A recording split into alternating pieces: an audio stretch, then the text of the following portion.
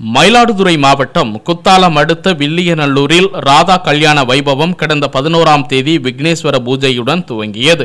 2 நாட்கள் நடைபெற்ற இந்த நிகழ்ச்சியில் இந்தியா முழுவதிலுமிருந்து புகழ்பெற்ற பாகவதர்கள் பங்கேற்று கீத கோவிந்தம், அஷ்டபதி பஜனை, நாம சங்கீர்த்தனம், திவ்ய நாம பஜனை, சங்கீத உபன்யாசம் உள்ளிட்டவை நடைபெற்றது.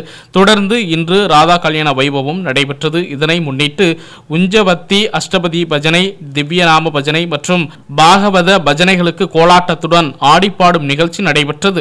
தொடர்ந்து பெண்கள் மங்கள பொருட்களை சீர்வரிசையாக எடுத்து வந்து சமர்ப்பணம் செய்தனர்.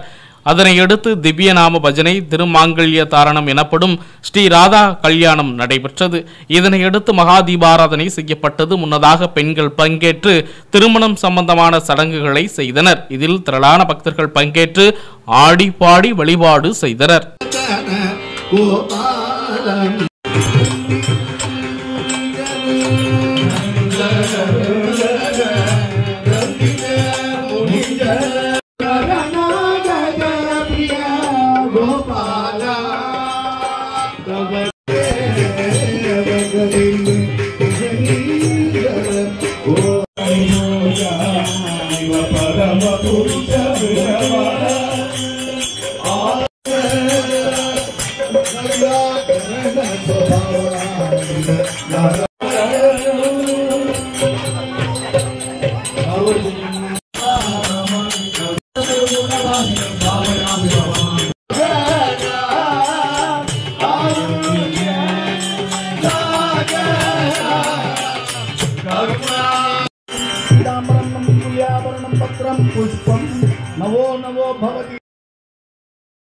ஸ்நானம் முடிஞ்சு ஆசீர்வாதம் பண்ணியாச்சு.